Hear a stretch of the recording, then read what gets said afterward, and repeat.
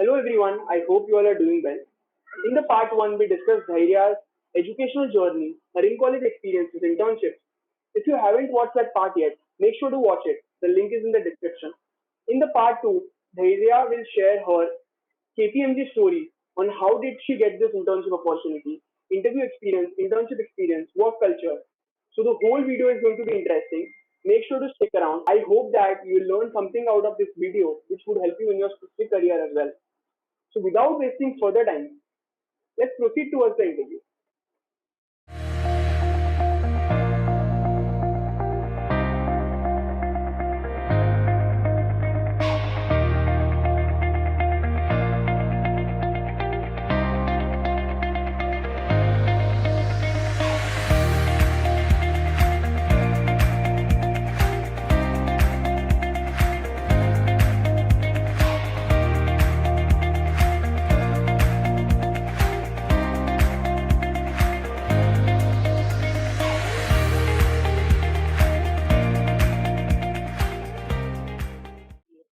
So we'll go to the part 2 where I talk to you about your KPMG experience, your industry experience, wherein we'll get an industry insight of and also know about your experience working with KPMG.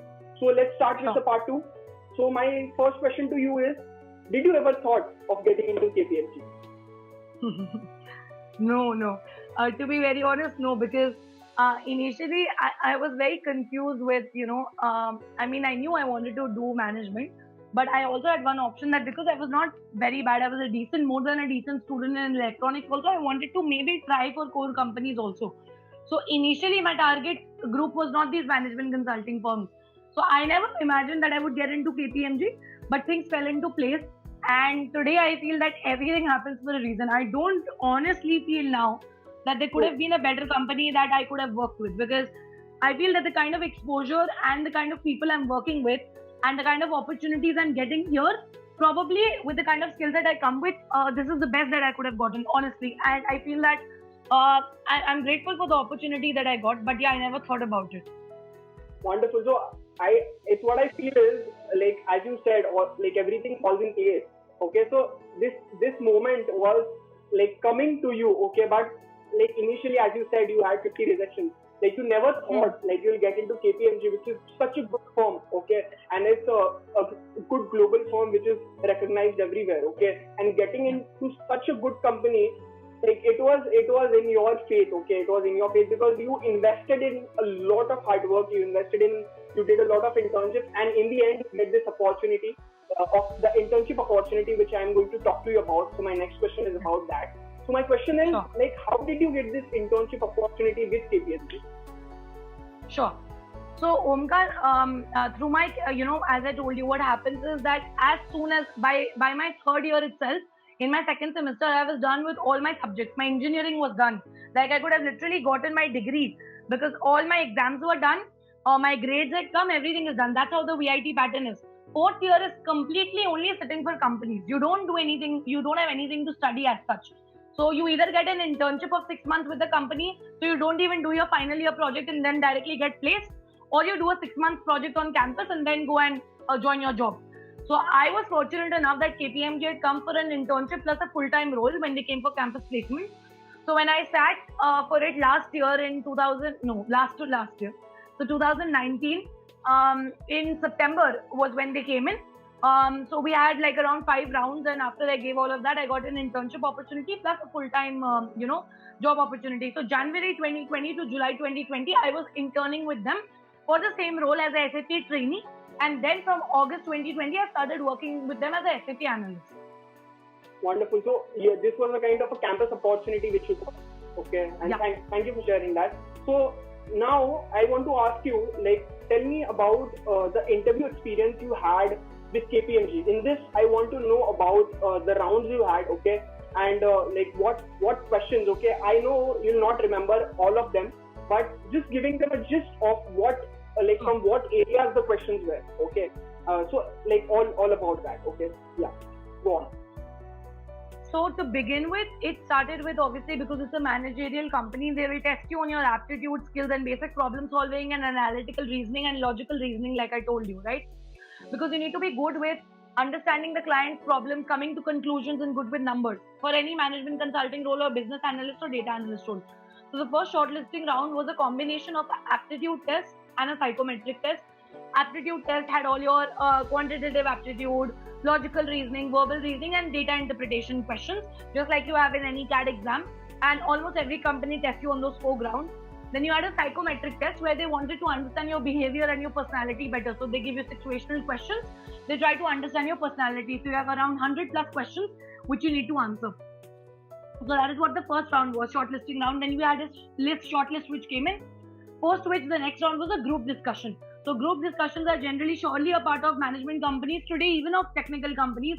Even technical firms hiring for software development roles have group discussions, because although I did not sit for these technical companies, I used to see my friends going for the rounds and I've spoken to all of them. So JDs are also a part of technical companies today. So group discussion, again, essentially they wanted to understand your personality, your confidence level, your general knowledge about things, because they can ask you anything and anything under the sky, right? So how well aware are you and updated you are with the knowledge, and how spontaneous are you with answering questions? All of that was tested. So that was about the group discussion, like generally like it happens in any company. That was the second round. The third round was a technical interview. Technical come, I would say, rather like a case study come technical interview, wherein I was asked questions from my resume, specifically from my project section, all the projects that you described that you've done academically or individually, whether they're technical or research based. So reading my description of the projects and whatever I had done, the recruiter asked me questions pertaining to it.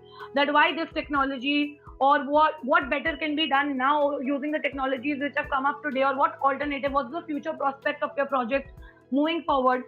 Then questions from my internships were also asked to me, that I couldn't list down all, but out of 20 I had listed down only 4, because I didn't want my resume to be longer than 1 page. So the top 4 which I listed down, they asked me that you've done internships in content writing, also in operations, also as a business analyst also. So I remember with respect to my business analyst opportunity, they asked me that if you can describe what exactly and how did you contribute to the organization. Then in my content writing one, they asked me that what kind of topics did you exactly write content on, and where did this get published, because that intrigued them. And other than that, I had certain scenarios given to me, business scenarios or case studies, wherein I was told a particular client or someone is facing so and so issue, and what technologies do you think you could use to actually overcome this problem, and also give me a reason why only this technology and not that. Then I was also given, I think, another business case study where I was given some basic numbers, and I was told that approximately tell me that what kind of revenue or what kind of growth that could they expect if you implement certain changes in so and so department. I don't clearly remember, but case studies, testing your, again, problem solving skills, how do you approach a problem, and basic mathematics, right? So that was there. And then the fourth round was a HR round.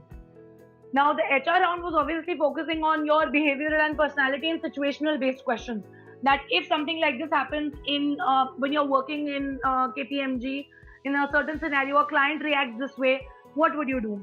Or introduce yourself. Where do you see yourself? What are your future plans in the next 2 or 3 years? Or why KPMG? Why KPMG in this role? And also, what are do you think that would you have any problem with relocating? Because as a management consultant, traveling is a major part of your job. You need to keep traveling every 2 months or 3 months or 6 months, depending on every client that you change. And as a girl, they wanted to make sure that I'm comfortable with traveling, because that would be a major part. It could be overseas, it could be within India. So they'll ask you certain questions to understand how comfortable you are with the role. And that was pretty much about the HR round. And then I had a telephonic round, the last round, which was with a partner in their Gurgaon office, right, at KPMG. So that was like a last check. Again, he went through my resume, asked me a couple of offbeat questions. I remember I did a case study. I did a research project on Airbnb and the 5 major pain points that they were facing and how we could overcome them. I'd taken one management related subject, because VIT gives you an option to take 3 offbeat subjects away from your engineering degree to learn more. So I'd taken all management related subjects. So I'd done this case study. So he'd asked me a question related to that, I remember, because he found it very intriguing that being a EC engineer, I'd done something like this. And then again, some basic questions that how you could probably add value to the firm. What are your expectations from the firm? Do you have any questions for me? That last 5 to 10 minute conversation where it's towards the end. So that is how my journey was like, and the entire recruitment process was like at VIT for KPMG. Wonderful, wonderful, and thanks for sharing that. It would give a lot of insights into how the interview process is for KPMG, and thank you for sharing that. So now you got the internship. Okay, after a five rounds interview, you got into KPMG as an intern, as a SAP trainee. So I want to ask you, like, how was your internship experience with KPMG? So, well, see, the internship experience was amazing. It was my first step into the corporate world. I had no idea how things operated. How do you behave in a proper corporate environment, work as a team? I had no idea about SAP until I got into that internship. I did not even know what it was before the interview. So I believe the first 3 months went into complete learning. Because see, coming from an EC engineering background, trust me, it's not easy to understand what SAP is, what is supply chain, what is logistics, what does SAP do as a software. It took us at least 2 to 3 months. Even my colleagues who had gotten selected with me from VIT, it took us some time, and they wanted to give us that time to study, to understand the jargons, to understand the terms, the way it works. So it was more of, you would say, a theoretical journey for the first 3 months, after which I was given opportunities to work on client projects, even though I was an intern as a shadow resource. So that was great. I got to work with two clients, basically on two projects. As a shadow resource, I got to learn. I couldn't primarily obviously face the client because that's not allowed. I'm an intern. But I got to understand how a team functions, how client calls happen, how do you bridge the requirement gap, and then how does everything work, the proper process of actually setting up a system, how do you do tests and trials, etc. So I learned a lot of things during the internship. And I think it just gave me a boost of understanding that once I become an analyst, what would be expected out of me. Because the people who I was shadowing were consultants and analysts themselves. So I used to see what they were doing. And that was like a preparatory push for us, that this is what you're going to do moving ahead. You will be leading a team. You will be a part of client calls. This is what will be expected. So you choose any one module under SAP and you start working on it. So I was focusing on SAP Ariba, which is a cloud P2P tool. So understanding the technicalities, configurations, running test cycles, it went into all of that, the 6 months. Okay, so it was just your first step, but still you had a lot of learnings out of it. That's what I feel from that particular internship. It gave you a gist of the corporate culture. It's what I feel, because it was kind of your first connect with corporate. Okay, and you enjoyed it. Okay, and so the next question I want to ask you is about that. So I want to ask you, like, what were your roles and responsibilities as a SAP trainee? And here I want to know about your typical work day. Like how does it look like as a trainee, as an intern? Okay, so see, as I'll be very honest, any of these companies, when you've just come from even if you came from an MBA background, see, the expectations are different. Because most of the people, another major thing was I was the youngest, and even my colleagues in the firm, because all the people you will find there will be either CA graduates, or they'll be tax consultants, or they've come from an MBA background, right? So a minimum of 24 or 25 years of age. So they anyways don't expect you to know much in the SAP field, and freshers are anyways less. So they won't have a lot of expectations from you because they cannot have expectations from you. But yes, you will be expected to come with a very learning and open mind, right? You need to try and pick up as much as you can from your seniors, observe their day-to-day work. We were obviously, you're given tasks, you're appointed like a mentee. So there was an associate director who was appointed to us as our manager, and we had to report to her, right? And she would give us our daily tasks or our monthly targets. We would have reviews also every month, at the end of every month, that how are we progressing. They used to track our progress, how much have we learned, how much better have we gotten into. They used to cross-question us also. So it was more about learning. You had to keep learning, improvising, asking questions, because people are always there to help you. The people there, we used to ask a lot of questions, me and my colleagues, because we were specifically into the SAP department, because KPMG hired for various roles, so I got into SAP. So what I would say is, you need to just try and explore and learn as much as you can in the internship phase. That's the only expectation. They want you to learn as much as you can and ask questions, so that you're better prepared when you come as a full-time employee. And I think that's the expectation from any Big Four or any company, because a lot of my other friends were also interning in the biggest of the biggest investment banks and the biggest of the biggest IT firms. Everywhere this was the same typical scenario. Internship goes into learning more than performing tasks. Okay, great. So the next question, this is going to be a last question related to the internship. So I'm going to ask you, describe your whole internship experience in one word. I think it will be phenomenal, because it was phenomenal. It really was amazing. I got an opportunity to interact with people right from the bottom or the grassroots level of the firm up to the partners. I used to get to meet and interact with all of them. Even the associate directors and directors used to sit right beside you. There is no hierarchy that they follow. You sit in the same room. There are no chairs or benches allotted to particular people. We've got like a free desk system. Anyone can come and sit anywhere. So right from the bottom to the top, everyone used to sit in the same room, except the partners, obviously. Partners used to have their own cabins. So the exposure was amazing. I got to not just interact within my department, I interacted with people from risk consulting, from the forensic department, from the HR department. Actually, I met a lot of people from HR as well because I started taking part in the corporate social responsibility, the CSR activities also at KPMG as an intern itself.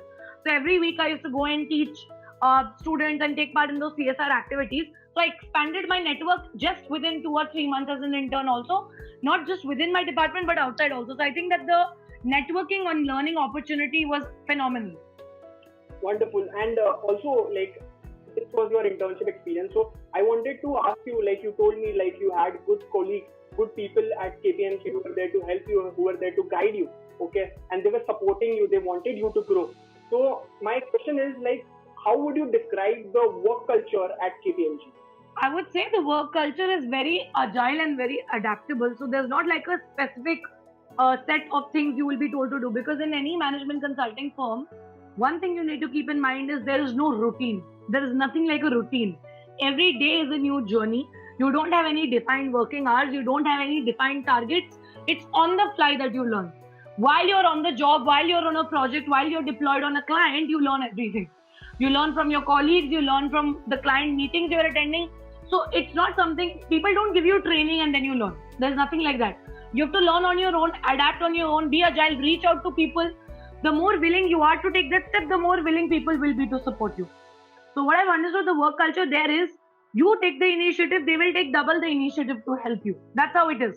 So if you're not going to go ahead and ask for the help, it's not going to come your way. So that's how the work culture is, and I think people are very supportive and helpful all across. You can really reach out to almost anybody. I can call my partner or anybody, they would be more than willing to listen to what I have to say, and if I have an opinion or a suggestion to give. Wonderful. And from your experiences, what I feel is it's a wonderful place to start your career with. So the next question is, like you told me, like after doing an internship, you had a PPO as well. You got a PPO as well. So my question is, what skills are required to convert your internship into PPO at KPMG? Okay, so one thing that people probably don't know, or is a misconception, is that it was not like I had to do an internship and then based on my performance it got converted to a PPO. The day I got selected as an intern, I was selected as a full-time employee. So I'd gotten my employee offer letter that day itself, okay? So when they judged us as an intern, they had already given us our offer letter as a full-time employee. But when you talk about in general, obviously you're in a probation period. Even as an employee, my probation period got over in March. You've got like a 3 months probation period, 6 months, sorry, probation period from August to March. Which they judge you on, right? That are you fit enough, and then your probation period is over. You actually join them full-fledged with the certainty and surety that you're a full-time employee. But I feel in general, again, I feel that the way you are performing, whatever task is being given to you, even the simplest of the simplest task, which is like preparing an Excel sheet, what they're going to see is not the task that you have to prepare an Excel sheet. The way you put things there, the way you framed it, your timeliness of sending it across, the way you're presenting, everything is noticed. So no matter how big or small a task you're given, the nuances of it are seen. How careful you are with your work, how often do you make mistakes, or how diligent are you with your work.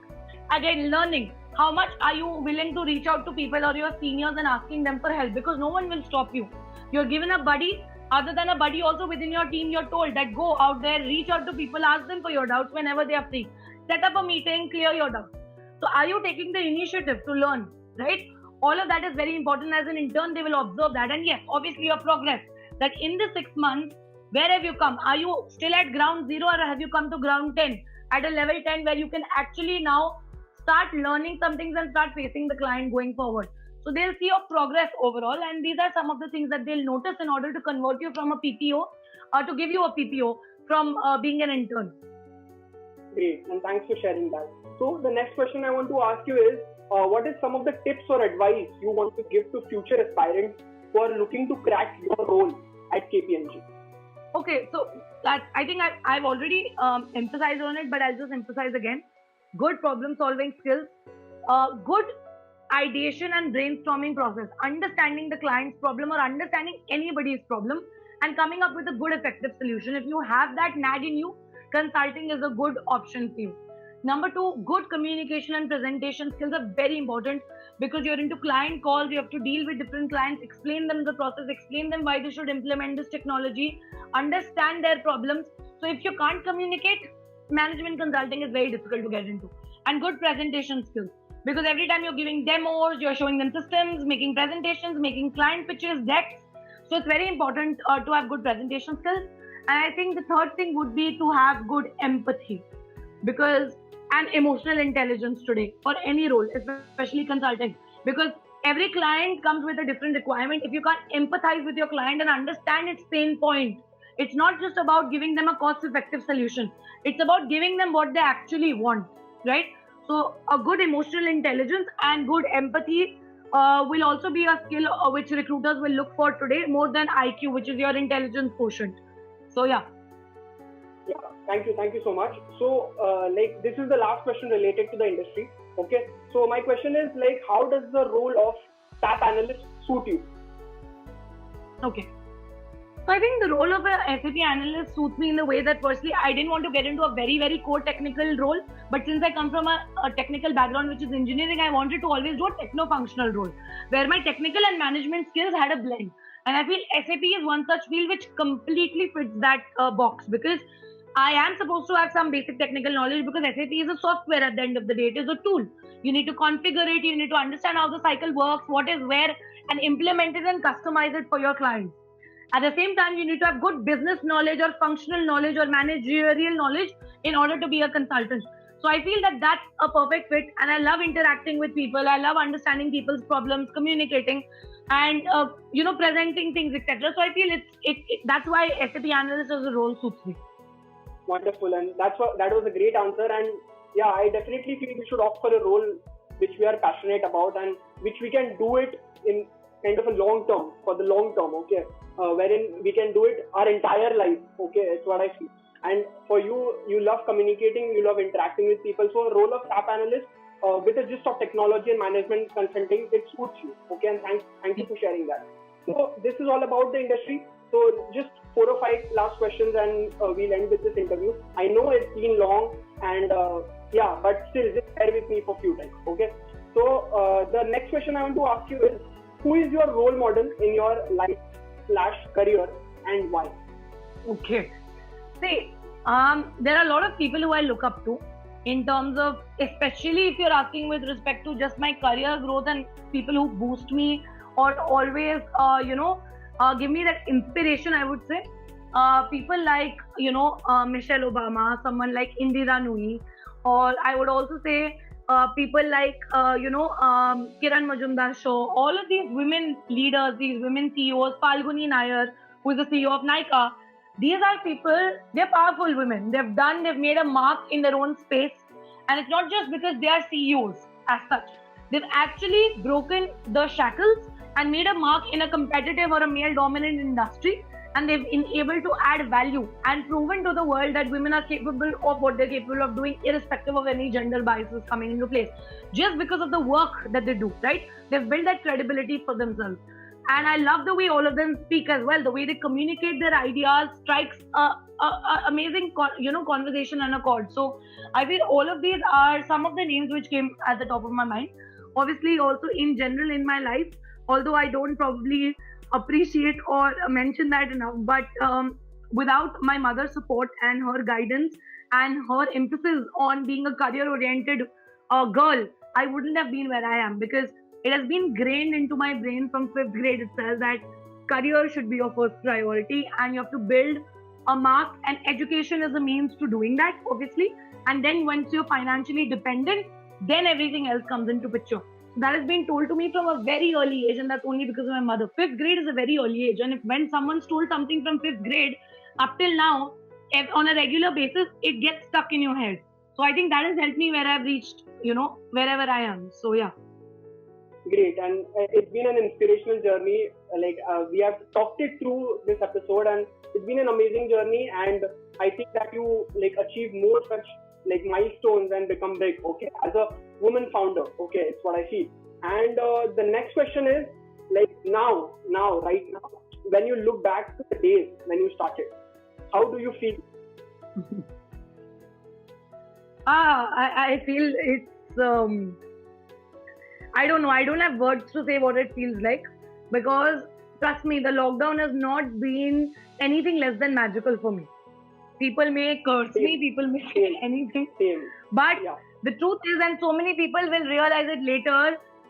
I understand people lost their jobs and things happened, but trust me, had this not happened, so many people would not have gotten the opportunity to do so many things that they have. At least for me, everything that I've done has been during this lockdown. Had this lockdown not been there, I wouldn't have met so many people. I wouldn't have founded Dhairya Decodes. I wouldn't have my talk show. I wouldn't have my podcast. I wouldn't be helping students. I wouldn't be doing so many talk shows or interviewing for Industry Inspire Talks. Nothing. There would be nothing without that. So the journey has been surreal. It has been magical. I never imagined I would be doing something like I do today. The aim was only to obviously pass out of college, get a good job, work for a good company, and it was limited to that. But today, when I'm doing way more beyond that, it's nothing less than magical. Wonderful, wonderful. And I would wish you best of luck for your career journey ahead as well. You will progress definitely. So the next question I want to ask you is, who were your biggest supporters in your career journey up till now? Undoubtedly, like it's my sister and my mother and my father, obviously, and more so over my sister and obviously my mother, because I'm more closer to them as such. They were always there when I was facing rejections during placements, or even when I felt that, because when you join a management company as an engineering graduate, right, or and when you compare it with a software development engineer's package, there's a huge difference. Because by default, why do people always crave for getting into CSE engineering? I had the option, I didn't do it because of the packages, because of the kind of other things which are involved.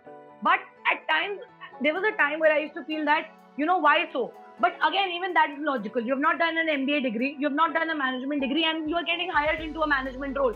How can they pay you equivalent to what an MBA graduate gets, right? Without any exposure, you're making it into a big four. That's the reason that the disparity in the package is there. But today, I understand life is way more than just your package. And today, anyways, I've got various sources of income, I would say, or surviving through different things. So maybe I don't look at it now that way. But what I've understood overall is, had their support not been there to help you understand, things will fall into place, which they did.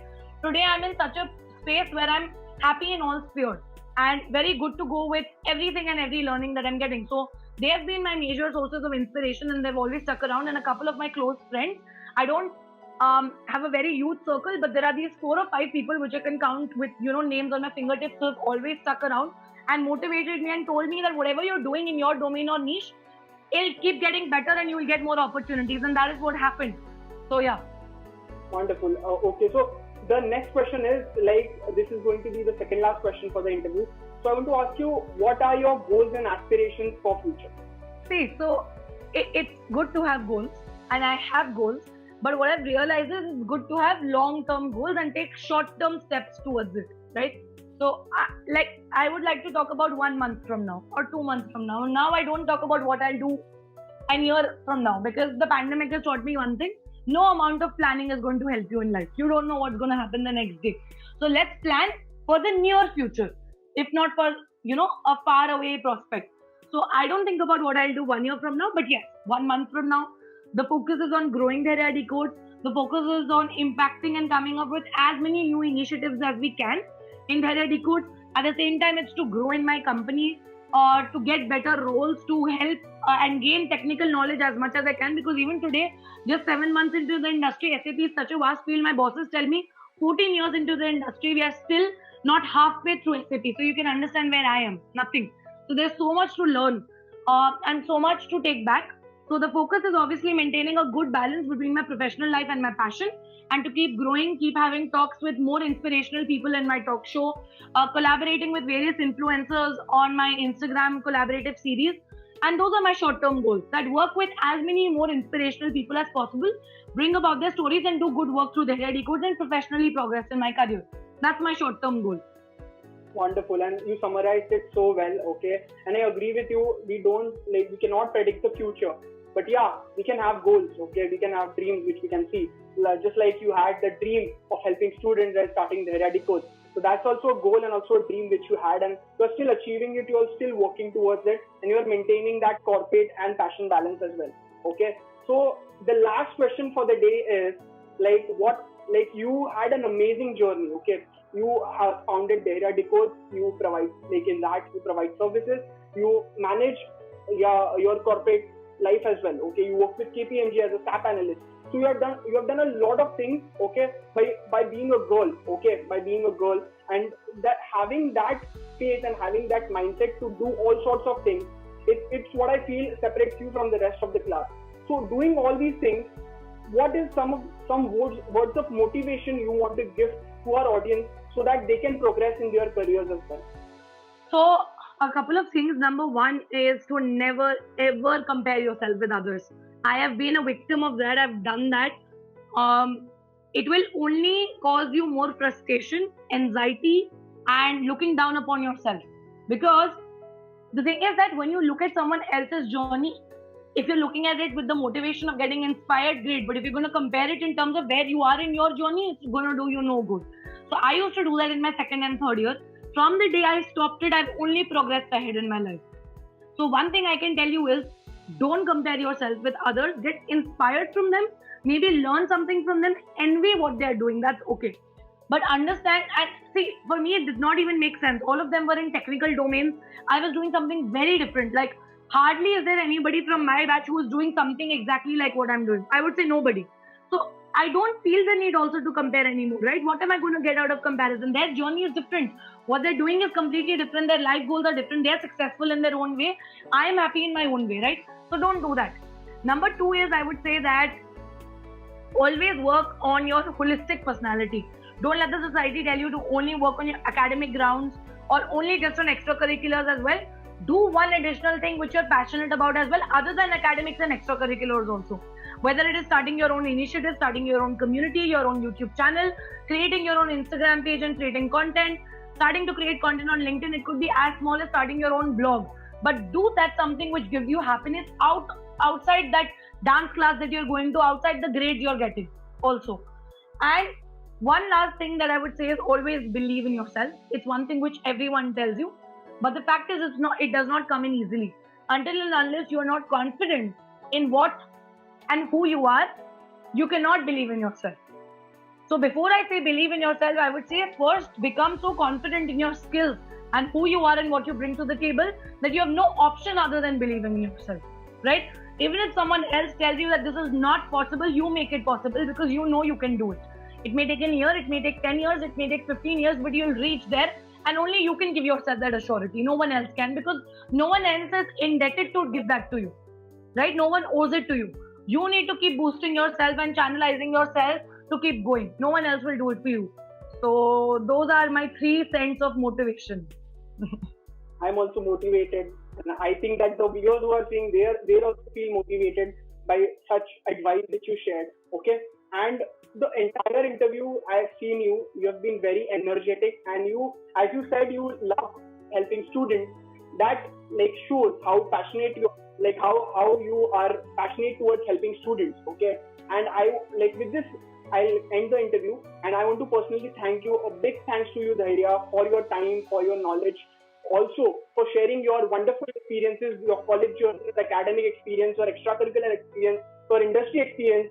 So I had an amazing conversation. I also learned a lot of new things, to be honest, because I didn't have knowledge about KPMG, also the analyst role. Okay, so it's what I feel is I've also learned, and I think that the audience or the students who are watching your episode, they'll also get heaps of learning out of this episode. And as I said, I want to wish you best of luck for all your future endeavors, for all your initiatives which you're planning. You'll definitely do it, because you are kind of a role model for girls, for women. Okay, for the things you have done, for the challenges you have faced, you have overcome that, and you have came here, and you are here. You are okay, doing this interview with me, and it's a pleasure to have you. And thank you so much for this. Thank you, Omkar. I want to thank you for actually inviting me. As I told you, the work that you're doing is amazing. You're helping so many students understand how they can bridge this campus to corporate gap and how they can actually shine out. There is so much of value that you are adding to their lives as well. And I wish you all the best for all the initiatives, also the summits that you're coming up with, your team, what you're doing.